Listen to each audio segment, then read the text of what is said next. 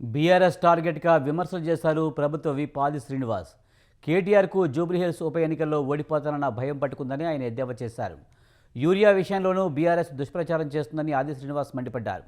సరిపడా యూరియాను ఇవ్వని కేంద్రాన్ని ఎందుకు ప్రశ్నించడం లేదని నిలదీశారు. విద్యార్థులకు ఫీజు రీఎంబర్స్మెంట్ బకాయిల పాపం ముమ్మాటికి బీఆర్ఎస్ దేనని ఆరోపించారు ఆది శ్రీనివాస్. జూబ్లీహిల్స్ బై ఎలక్షన్ బైపోల్కు సంబంధించినటువంటి భయం పట్టుకున్నట్టున్నది.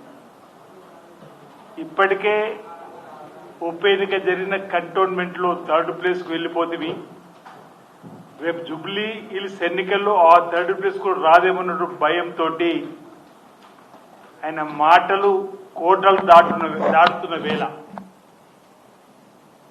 ప్రజలు కాంగ్రెస్ పార్టీకి దగ్గరవుతుందని చెప్పినటువంటి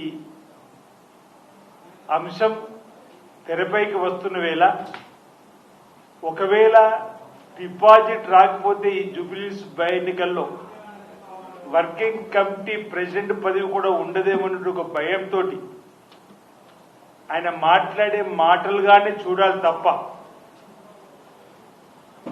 గతంలో 10 ఏళ్లు బీఆర్ఎస్ పార్టీకి హైదరాబాద్ సిటీ మద్దతు తెలిపిందని గొప్పలు చెబుతున్నటువంటి మీరు మొన్నటి లోకసభ ఎన్నికల్లో 3rd ప్లేస్కి ఎందుకు పోయినరో చెప్పాల్సిన అవసరం ఉంది. కంటోన్మెంట్ ఉప ఎన్నికల్లో 3rd ప్లేస్కి ఎందుకు వెళ్ళినరో చెప్పాల్సిన అవసరం ఉంది. ఇందిరమ్మ రాజ్యం గౌరవ ముఖ్యమంత్రిగా రేవంత్ రెడ్డి గారు పదవి బాధ్యత స్వీకరించిన తర్వాత హైదరాబాద్ నగరంలో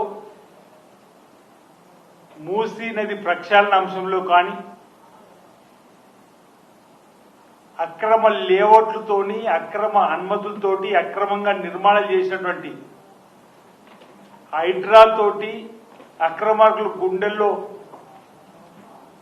ఈరోజు ఈ ప్రభుత్వం ముందుకు పోతున్న తరుణంలో 4th సిటీగా హైదరాబాద్ చేయాలని ఒక సంకల్పం చేసేటువంటి కార్యక్రమం అంటే హైదరాబాద్ నగరాన్ని మహానగరం నుంచి విశ్వనగరంగా మార్చడానికి ప్రణాళికలు వేస్తున్నటువంటి సందర్భంలో గౌరవ ముఖ్యమంత్రి రేవంత్ రెడ్డి గారి క్యాబినెట్ ఈ కాంగ్రెస్ పార్టీ ప్రభుత్వం యొక్క వేగాన్ని అంచనా వేసినటువంటి కేటీఆర్ ఇక మాకు కలలో కూడా తెలంగాణలో అధికారం దక్కే పరిస్థితి లేదని చెప్పని ఆయన మాట్లాడుతున్నటువంటి మాటలు అవాకులు చెవాకులుగానే చూడాలి తప్ప నేను అనేక సందర్భాలు చెప్పిన భాషా సంస్కృతిని మార్చుకోమని ముఖ్యమంత్రి హోదాలో రేవంత్ రెడ్డి గారిని పట్టుకొని వ్యక్తిగతంగా దూషణకు దిగేటువంటి కార్యక్రమం మానుకోమని కూడా చెప్పిన ఇది సరికాదు మీ భాషా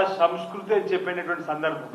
యూరియా పైన కూడా విషం చిమ్ముతూ మాట్లాడుతున్నటువంటి కేటీఆర్ మాటలు తెలియదా మీకు? ఈరోజు యూరియా కొరత భారతీయ జనతా పార్టీ కేంద్ర ప్రభుత్వంలో వస్తుందని చెప్పండి. 10 ఏళ్లు మీరు రాజ్యంలో ఉన్నారే, ఆనాడు యూరియాని రాష్ట్రం నుంచి తయారు చేసుకున్నారని అడుగుతా ఉన్నా. అరే 3 లక్షల మెట్రిక్ టన్నుల షార్టేజ్ ఉందని చెప్పి మా వ్యవసాయ శాఖ మార్చులు కేంద్ర ప్రభుత్వం వెంటనే పంపాలంటే బహుశా 3-4 రోజులు చెల్లి పంపుతున్నటువంటి తరుణంలో ఇచ్చేది భారతీయ జనతా పార్టీ ప్రభుత్వం కేంద్రం నుంచి అయితే పంచాయతీ తెలంగాణలో రాష్ట్ర కాంగ్రెస్ పార్టీ వచ్చినట్టుగా రైతులకు ఇచ్చి ఏర్పాటు చేస్తే కాంగ్రెస్ వాళ్ళు బ్లాక్లు యూరియా అమ్ముకుంటారో చెప్పండి. ఇది సాధ్యమవుతుందా కేటీఆర్ గారిని మిమ్మల్ని అడుగుతా ఉన్న ప్రశ్న. ఈరోజు ఫీజు రియంబర్స్మెంట్ సంబంధించి కూడా ఫీజు రియంబర్స్మెంట్ గురించి కూడా గొప్ప గొప్ప మాటలు మాట్లాడుతున్నాడు. ఈ పాపం మీ తండ్రి కేసీఆర్ గారిది కాదా అని అంటున్నా. ఇంచుమించు 4 సంవత్సరాలుగా ఫీజు రియంబర్స్మెంట్ ఇయ్యింది మీ ప్రభుత్వం, మీ నాయకుడు, మీ ముఖ్యమంత్రి కేసీఆర్ ఉన్నప్పుడు కాదంటున్నా. ఇంచుమించు 6,000 కోట్ల రూపాయలు ఫీజు రియంబర్స్మెంట్ కి సంబంధించినటువంటి బకాయిలు పెట్టిపోయినటువంటి మీరా ఈరోజు ఫీజుల గురించి మాట్లాడదని